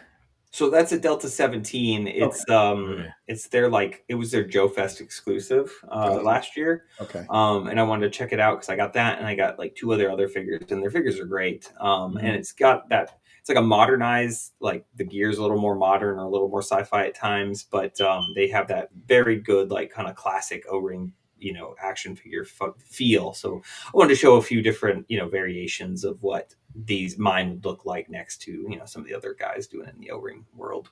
Cool. All right. And then, guys from Skeletron. I mean, yeah. I love Ben, and Ben's awesome, and he's got such a good team over there working on Skeletron, and I love my Robo Skull, and I'm a huge Red Shadows fan, so Yeah. I'm all about that. And I see this picture, and that was the first one I took, and I was like, oh, I just see the the Dylan and Dutch like team up from Predator with the handshake and with these two guys over here, and it just You son of a bitch, I'm yes, in. exactly. And so yeah. Cool. Okay, so now we've got some box stuff. Trey. Yeah. So You see the permanent grin I have? My face hurts from smiling so much because I'm getting all of this. Oh, I love it. And this was awesome. So Scott did the artwork, send it over to me. I tried to knock it out as fast as I could with the distressing and making the packaging with the logos and all that stuff, just so I could have something just flat to look at. And Arlen, who sculpted like the Winchester head and sculpted a few parts on the line, but also he does all like the Naughty or Nice toys. I don't know if you know what like the Santa Claus is, and he does a lot of great stuff. Works on Marvel and G.I. Joe and all kinds of stuff. Well, anyways, he just surprised me, and he's like, hey. He's like, here's a render he did real fast of some of the artwork because I had just shown it flat. And so he just surprised me with this. So that was very nice. And this way I could show, what the packaging would look like. And I'm real happy with how that came out. Yeah. And then this is kind of the right flattened out version that you're just referring to. Yep. So volume 1, The Dogs of War, is that like a subtitle for what we're looking at, or? Yes. So Cerberus is the 3-headed dog, who guards the gates of hell, right? In all kinds of different lore. And so that was the name of these guys. And so it was fun. Scott Brown actually had come up with that. He had sent me that picture when he was just sketching stuff up. And so the G.I. Joe tape that we were homaging, it was like volume 1. I forgot what the G.I. Joe Sunbow cartoon was, but he put Dogs of War, and I was like, dude, that's fantastic, being that it's Cerberus. And so I was like, I'm stealing that. And so now anytime we do another Cerberus Trooper, I'll probably like volume 2. And I want to make it, every package should look like, and if you put the Necromancer next to it or any of these other figures, I want it to look like just a bunch of different movies. So even though it's from the same line, it'll make that shelf just look way more interesting. Nice. Speaking of which, award-winning packaging. Yeah. Which is so cool. Like, so Brian, he lives up in Iowa, and he put it in there for the Art Directors Guild. And I guess this thing's been going around for like 70 years or something. I had no idea. And so like, he's like, yeah, I put this in for, that. And we end up winning. And I was just like so blown away. And it was so cool to be recognized on that, and just for something silly that we just love and had a lot of fun with. So that's awesome. Oh, that's cool. I think that's really awesome. And then this is hot off the press. So yeah, so this is a little tease here, and so I'll explain it a little bit better. So Mark just sent me a picture. So I've been having him work on this. Mark Pennington's been doing artwork. And so it's actually gonna be colored. This is just, he just said, hey, look. And so I just wanted to, like, me being impatient and working on stuff, I'm like, I gotta show what I'm thinking in my head here. And so I threw this together real quick. And so if you take away all those Blockbuster style cases, there's more picture. So those are all the stretch goals at the moment with the Kickstarter. And so each section will show a little bit more of that artwork. And so what will happen is you got your normal packaging where it'll say, Cerberus right here. But on the other side will be the picture. Yeah. A picture. So every time you put those figures together, instead of it being like 1, 2, 3, 4, which I thought would be kind of boring, I wanted to do kind of that classic, connecting cover set and very like Masters Universe with like huge battle scene. And so just telling a story even through here, talking about telling story, being on the back of the packaging, but like even just in the imagery, showing it that way. So me looking and trying to figure out which shelf I'm going to clear off for that.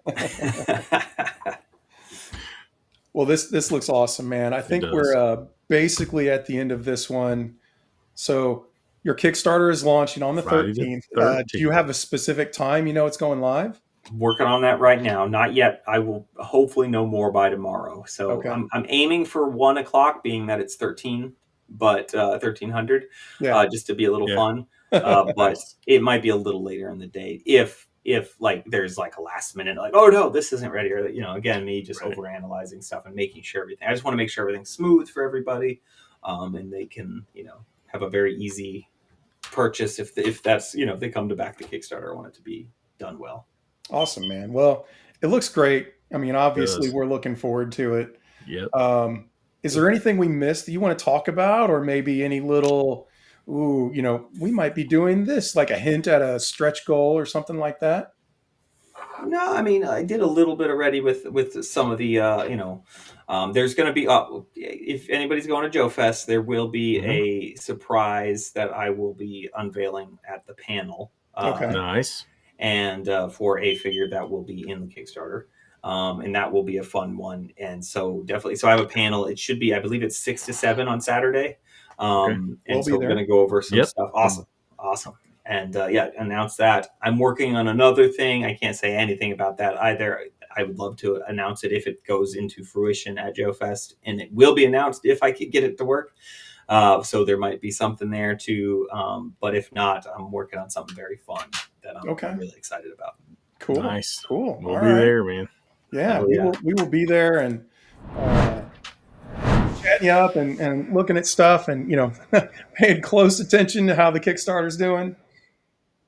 Oh man, I appreciate that, dude. We went over a ton of detail, and obviously, we're kind of at our normal time, but like, I think we should kind of you threw us some shelfies. I'd like to show off. Yeah. Maybe talk about some other, just what's going on in the life of the collecting stuff. So, why don't Trey? You good with? I know you've got a shelfie to show off, right? I do. Yeah, let's show that off real quick. Okay, let's do this. Oh, that's the old one. Damn it! Hold on. What? I had the wrong intro for it. I got to fix this. You guys know how I am about this shit.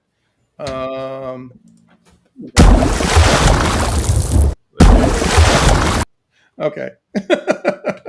That was a little on the spot. All right. Okay, so Trey, you're going to be sharing, right? Yep. Already there. And this is our boy Evil Dookie. He sent me this. This is his shelves, his G.I. Joe setup, his classified stuff. Absolutely love this. I love he's got the grass and everything set up here. This is just awesome. I want to know what those shelves are. Yeah, exactly, because they look really cool. And dude, those look really nice, man. What seriously, what are those shelves? I mean, obviously the dios look fantastic. That's really bringing your shelves to life. But those look like nice cases too. Yeah, they sure do. And we got more. He was kind of showing me some of the SoCal Joe Show stuff he has, which is really cool. That's just awesome stuff there. But go follow Evil Dookie on the YouTubes. He doesn't have an IG or a Facebook, so go follow him on his YouTube. He's got some cool stuff there. But it was really awesome meeting Evil Dookie at the NC Underground Toy Swap. So yeah, awesome stuff showing off there, man. Thank you for sending it. Yeah, we appreciate that greatly. That was really cool. And the dios look awesome. So that's certainly a good way to bring your shelf to life. He said Home Depot. Hold on. Okay. Home Depot. Yeah. All right. Nice. And they look super clean too, which is nice. Sometimes when you get those dios, the stuff can kind of get messy, but his stuff looks like super clean. Very clean. Very classy, which looks awesome. Yeah, I like the command center up there at the top. That's pretty slick. It's pretty slick. Very slick. All right. Now I'm gonna get one ready to go, and then we'll pop on over. Somebody sent this one to me just a little while ago. Not sure who it was. Oh wait, no, it's that guy Chris. As you can see, my craziness. You see a little necromancer peek in my cardboard shipper there. Yep, right over here on the right. Nice. But yeah, this is one of my little crazy sections of wrestling. There's some stuff I've worked on. Man, yeah, you are not beholden to any one line, are you? It's still messy right now, just throwing crap everywhere. Like, I'm at a That's all point right. now where I'm just throwing stuff until I can really get it set up, and Yeah. because I want to do dios and stuff as well, and it just hasn't got that far yet. So, Those Yeah, that's an Mezco undertaking, turtles. man. oh, I was so excited about the Mezco turtles because I missed them, and Yeah. then I waitlisted, and then I just got a message. I mean, this was last year, and I was like, yeah, oh, this is Yeah. expensive. What have I Yeah. done? It's worth it though, man. They were so They worth really it. are. They're awesome. They're the best turtles so They far, are. I feel. So And- I saw somebody in one of the Mezco Facebook groups say that his Casey Jones converted Nice. from waitlist. Yeah. So Trey, you Yeah, don't that's have what happened that to mine yet, as do you? well. No, I do. Yep. I have do? Casey. Oh, I okay. ended up getting a Casey. And so yeah, and I actually bought a 5th turtle and made the last Oh. Ronin out Oh, of the yeah. Mezco. Oh, So that's cool. Yeah. Good idea. That's fun. that was an expensive custom, but it Yeah, was yeah. well worth it. Okay. So you've got this is what from the Galaxy Cruise at Disneyland? Or Disney No, World? so yeah, like so it was fun. It was funny. The short story about that. Like I was like growing up, here. Like I've pretty much grown up mostly over here. So we used to go to Disney a lot, and at Hollywood, which used to be called MGM. They had the Star Tours ride, and so Right. that's a toy of the actual ride, the ship Right. you fly on. And so I always wanted it, but I never go to Disney. And we ended up going because my kids had like performed at Disney, so they gave us like free tickets for it. And so as I was getting off Star Tours, I saw it on the shelf, and I was like, "Hey, I thought these were all sold out because it had been a while." And they're like, "Oh, it was our last one." And I was like, "Oh God, do I have to buy this right now?" And then my buddy was there, who was a pass holder. He's like, "Yeah, I get like 25% off." I'm like, "Damn it!" All right. Oh, that's funny. So I can't make these. Oh no, this is from Fresh Monkey, isn't it? Yeah, 'Cause that's the those are goon. long box heroes. Yeah, Nice. yeah. Yep. So those are all the ones I painted Okay. for long box heroes. So those are the Cool. production figures, but like the ones that I did the paint masters for. So I'm Very trying to make cool. that section my stuff, but I have, like, as you see, I snuck Doc Nocturnal up there for now, and Woodward, or Woodford, and but like I painted those Naughty or Nice collection figures. There's some of the Eagle Okay. Force that I painted. There's the Dread Troopers, a few of them anyways, and then I have Monster Force under there as well. And then my legendary Barbarian fell from my Mythics, and I just stuck him back there for a second. Yeah. So he's kind of just Yeah. chilling with Monster Force. Oh, that's stuff. really Nice. cool, man. I like the hey, I worked on all these. That's awesome. And by the way, the Goon is one of my favorites. I really hope he gets that cartoon going. That they were Oh, that would working be on for a cool. while. Well, I love the art style too on the Goon. Yeah. Goons, and Yeah. and so that's one thing that was fun painting that and getting to like on that figure too, because he always has that shadow in his eyes. Yeah. Like Yeah. he went with like a darker kind of shadow color in there to kind of Yeah. look like that too. Real cool. So yeah, I mean, you got Super Mario's, you got Power Rangers, Simpsons. yeah. I mean, yeah, all over the Oh place here. yeah, Batman. There's my Punisher section there. Is that a Hot Toys Punisher? Yeah, so yeah, the Hot Toys, like I have the Bernthal one, and then the Oh, War okay. Machine Here you go. Way over there. here. And then the Sideshow one and stuff like that. I'm a big Punisher Yes. fan. I've got a lot I of am too, man. Punisher on me. Yeah, Nice. so Nice. Cool. that's why I go a little crazy with some of that stuff. And Spider-Man kind of snuck into that little display as well. Punisher Warzone one where he's got the guns out. Yeah, the like guns that. just I'll with the shells absolutely going love everywhere that. too. That was probably my Yeah. first Punisher comic as a kid, and I should not have been reading that, but I loved it. It's so cool because it's got that wraparound cover too. Yep. It's so cool. Yeah. Oh, you got the limited Skeletron. Oh yeah. Yeah, so I went crazy on that Kickstarter. So I have him up there, and then I have the Ooh. regular one in the Joe kind of area. My other Joe, I have toys all over the damn place. Yeah. Um, Are these it's the 3-0?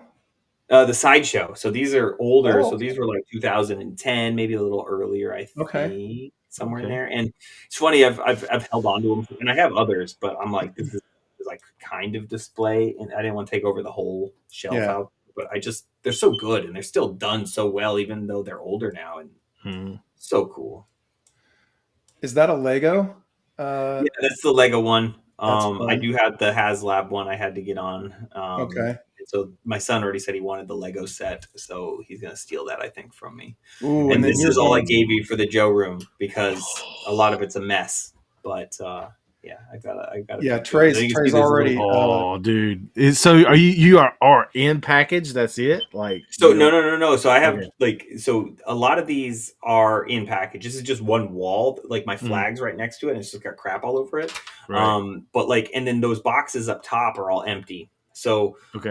if I can find like a really nice displayable box that's empty, I'm like, yes, that's what I want because I want to have the toy out, and then I want Yeah. the box. But I love the artwork. Same with like Yeah. some of those carded figures are carded. A lot of them are, especially those like sort of Cobra, but like the vintage stuff. Some are mint on card, but like say like Flint there or Leatherneck or any of that stuff, Mhm. those I recarded. Like I bought some Okay. of those Beggars Canyon recards, and this is Yeah. years ago when I started doing this. And so what I would do is look for a good, figure that looked really nice, and then I would recard it because it just it preserved it, I felt, and then also gave it a really cool, vintage carded look without me having to spend $500-$600 on something. So Oh, That's yeah. right. For sure. spent $30 and put a $12 card back on it, and it's marked, so it's nice. And that's my flag box, covered up by other things, but that's empty. And Don't you worry, have a it's not- flag too, right? Yeah. Maybe one day.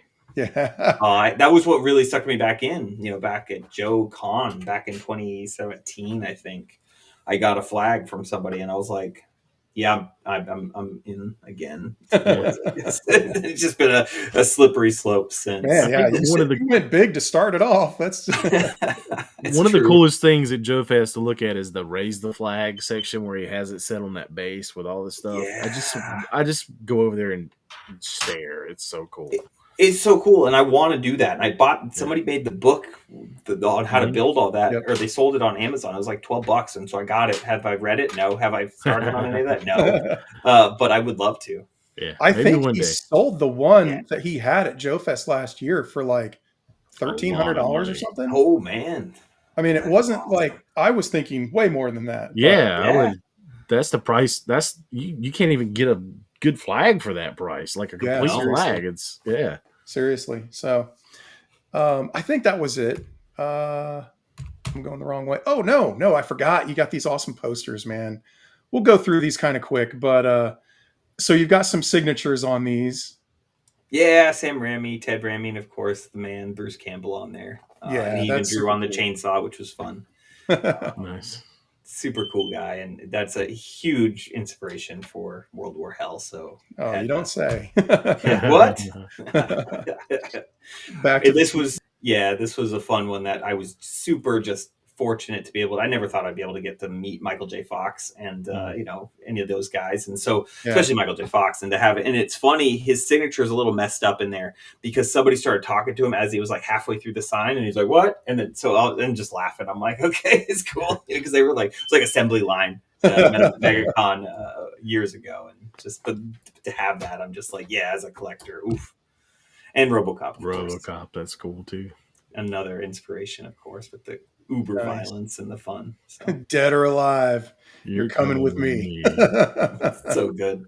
I So like it. I like it. All right, man. That is the end of the slides for me, Sharon. There. So, geez. a little bit of my craziness. No, that's really cool, man. Honestly, that gives you a little bit, of, oh yeah, this guy is a legit collector, and now he's working to make his way in the business, and I think that's super cool, dude. So, I am super that you took the time to go snap those couple of pics and share them with us. That was awesome. Of course.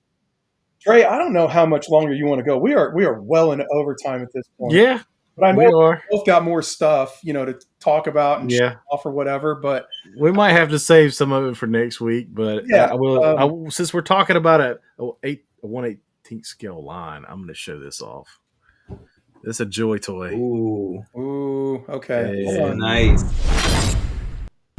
So I got this. I got this in this week, Ooh, and this guy is nice. man, God, What- you had that what part other of one that Toy I thought Story? was really cool too. Yeah, this one. The base don't stay on the foot for this one, but this one has like a jetpack on it and Oh, a damn it. exoskeleton. Oh, These are skeleton. two of my favorite. The red, like, it pops. and yeah, I'm loving these. There will be more Joy Toy going on. Nice. Hey, Arlen. We got Arlen in the chat. Hey, What's up, Arlen, buddy? what's up, man? Are we going to see you at Joe Fest in a couple weeks? We'll be there. You should force Yeah, them to. definitely be there. Try to get some astronauts from you. And I've got mine right on my shelf over here. Oh, Can't of course have you it. do. I already told him. While we're at it, I got my first Revoltech figure. This Oh, Ryu Hayabusa with the extra sword, and I got that at Hidden Temple Toys. And that's cool. was lucky to find this because I'm pretty sure that this is pretty much sold out everywhere else, especially with the extra sword. And but this is such a cool figure. I've had so much fun posing this week. Such an epic figure. And then this came with my BBTS pile of loot. That was the BBTS exclusive. Okay. So this is the last of the line that I needed to be caught up. So I'm caught up with AWOC and I'm enjoying it. The articulation, that pops. Yeah. And so he's supposed to be kind of like a mystical figure, and he's got, the markings and stuff on the back. But yeah, I think I have more of the feline than I have the ape, but it's, I have them all, but there's such a good line, man. It's such a good line. It's done so well. Jason's awesome. I won this. Didn't expect Plunderlings. I won 3. I won a Plunder Strong, the middle one, and then this one. And I haven't opened the other two, and I don't know if I will, but I actually think this is a cool figure. It is. It's a cool figure. It's not what I expected. I don't know that I'll get more. I may have to open the other two just to see what they're like because they're different sizes. Yeah. And I mean, I won it. It was a raffle. I mean, I paid whatever I paid to throw my stuff, and I only put 1 ticket into that raffle cup for these, and I won. Nice. So there's that, and then I got a Blocky. So how hard was that? Those together? So this, I mean, it comes in a little box, a blind box, and I got this at Hidden Temple Toys as well. And I put this together in maybe 30 minutes while I was on Abby's open mic night on Saturday for Figure Fight Club, and I was just, because they always talk about blockies. Well, I was putting this thing together, and it was really simple to put together. It's nothing out of the ordinary. You don't even really need the instructions. It's kind of like logically click it together. Yeah. And I really like that. That was cool. I would buy another one just to see what I got. Like if I got an Optimus or a Megatron or something, I'd be super happy. And then I got this guy. Oh, Tony the Tiger. Tony looks good. I almost got him at Target, but I was like, no, I'll wait. He's great, man. He's great. He's got this little box. He's great. Yeah. He's great. Oh, that's and then fantastic. And then to kind of cap off the figures. Well, no, I got more figures back there. I got Ninjor. Oh, that's cool. Which is a badass figure, man. Yeah, that's cool. And he's got a nunchuck, like place to store his nunchucks there. Like normally that's for his sword. He's got his nunchucks in there. That's so fun. that one's cool. And the faceplate pops off. So you got the ninja, you got this, and then there's another faceplate over here that is like this guy. Oh, that's cool. So this is a cool figure. Right on. And then we're talking about Jimmy. I got this at the swap from Jimmy. Jimmy made this HVX Customs. So good. So he made that. And then there was another guy there who I had never seen before. His name's Vin. He's on TikTok, and he was selling these dirt cheap. And he did a really good job with this. So I picked this up for like $30, man. And he could be selling these for way more than that. And then also, kind of behind me, there's the desert version with Shakti, and then Luminara and Dooley, and then can't think of his name, Sebulba from Star Wars. Yeah. Yeah. Oh, that figure looks great too. Yeah, and the helmet comes off. You get regular Sebulba, but yeah. And Cool. That's fun. Shock T is probably my favorite of all these. Like, if you, I love Yeah. I love the Dark Horse comics for Star Wars. They don't get enough love. Mhm. And there's a Dark Horse Shock T comic that's really good. But Cool. that's what I got. Cool. Right on. Chris, I think you might have gone and snagged something that you picked up recently, didn't you? Yeah, I haven't got to open it yet, but I'm excited to open it. Okay. Little Cobra here. Yeah. This is always one of my favorite figures as a kid. So I got the Cobra Trooper, or Cobra Island ones, of course, but I like that this is, more classic. Like, I didn't really care for how they did the new vest as much, but I loved it. It was a classic vest. I mean, come on, that original. Yeah. So cool. So I wish they did a chrome mask though. Now that they did it on the Cobra Commander, I wish they would have Right. done that on this. Yeah. It would have been perfect, I feel. But very, very cool. And I have to bust him open and start replacing some of my other Vipers. So Cool. All right. I'm going to show off just a couple of quick things. Rolling over to the desk cam. Chris, I'm up to 19 Vipers. nice. Of these retro ones or No, just overall. Okay. The 3-pack, the Viper Island, and then this one, and then I have. That's not counting the other versions that they did. The Crimson version, The Crimson or and like Python Patrol. Like, I Python got a few Patrol. of those. But I'm gonna have to count mine. So I picked this up at Hidden Temple. This is the Reval Tech expansion pack. nice. Number one, it comes with a bunch of stuff. Ooh, look at all And that. 50 cal. yeah, it's got some big cool weapons, tray full of stuff. It's got holsters, and then it's got two versions of each of the pistol that are like made to go into the holsters. Nice. And then the full versions of them, which is pretty neat. It's got some clips and some other things. But what I thought was cool and is very topical. Hey, look at that guy. So this is the gun, or one of the guns that came out of there with a blast effect. And I really like this. Ooh, How does that's cool. that attach? It's a hook that goes over his arm Okay. and then like plugs in there. So you can kind of like articulate it and move it around and get it to look just like you want. Poor grunt. But I love That's cool. That is this very look, cool. man. I I thought love that it. was really cool. And it does. It looks really good. And yeah, I had to set him up like this. Yeah. Because previously I had Grunt getting killed by one of the Praetorians from Belarus. Poor grunt, man. He's just getting killed by everybody, which I thought was pretty fun. Okay, I'll throw this one in too. I've got a couple others, but I'm going to save them for later because I haven't even really had a chance to look at them. My wife went to the Mothman Museum. She went back to Ohio last weekend, and when she was there, she picked this up for me. It's a super goofy place, but she said she had a lot of fun, and there was a lot of little kitschy merchandise and stuff. But she picked this patch up for me, and I just thought I'd share it. I thought it was kind That's of cool. That's really fun. So, Dude, I forgot the 3 important things that I got at we'll have to Hidden Temple. save those because I think we can talk a whole lot about it. Carded. Yeah, I know I exactly bought what carded Joe's. What am I doing? it's It's a only slippery going to get slope, worse, my friend. buddy. What am I doing? Yes, you got 2 great ones too. Look at that. And then, Look at wait. that. He's got a set. Bonsai! Yes, that's fantastic. So That's now I one of got- my favorites of all time. The only thing about Zartan is he cut the points out.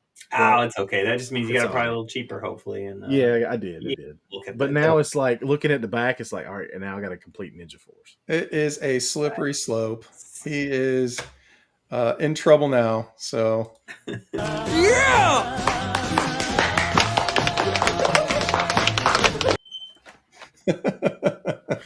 there he goes with his happy dance. Yeah. Well, Chris, you could say we went well into overtime with this one. I kind of figured we would. you had a lot of cool stuff to talk about. And then also, it's been cool hanging with you too. I mean, I think we struck up quite a few conversations around our collecting habits and shit. So I knew it was going to go like this. Yeah. Absolutely. But I am going to, for the last time, I've been throwing the Kickstarter link in chat a few times this episode. I'm going to go ahead and do that once more because I think I still have it in my clipboard. Yep. So go check out Chris's Kickstarter. Can you sign up for the reminder thing right now? Yeah. So if you go to that link that you're posting, it'll take you right to the email sign up. And cool. Yeah. Cool.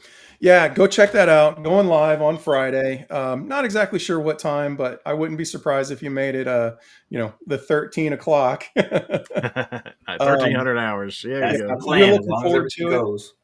What's that? As long as everything goes according to plan, that's the plan right now. The 13 would be nice, but you never know. How long is it going to run for? 30 days. Okay. Nice. Okay. 30. I feel like anything more, too much. Anything less, not enough. So yeah, right. That's the sweet spot. Cool. Well, dude, best of luck with that. Yeah, thank you. We are pulling for you, and we're going to be in your corner, both of us, I'm sure, with God, you get me in the 18th stuff. And Trey's then showing off more of the Joy toy, and it's just like, oh. Now I got to go buy one of those. Yep. I think so. I've been trying to a little stay away bit. from that. Just a little bit, not Yeah, too sure. much. That's how that works. That's how that works. Well, man, we'll definitely see you at Joe Fest. I'm looking forward to it. And it's going to Cool, be a man. fun time. Well, everybody, thanks for hanging out with us. This was a long one, but hopefully it was a fun one for everybody else as much as it was for us. I hope Yojo Jerk doesn't copyright strike us because of the fire alarm going off. I might have to send him a message and be like, you won't believe what happened. Yeah, that's pretty freaking hilarious. But man, we will be checking back in with you and seeing how things go and, dropping people status updates and our shows and stuff. But whenever you want to come back on, buddy, you are more than welcome. Man, more than welcome. Thank you. Thank you. Right. And I got a good way to end it just for Chris. Okay. Perfect. Take it easy, everybody. Later, guys. Thank you.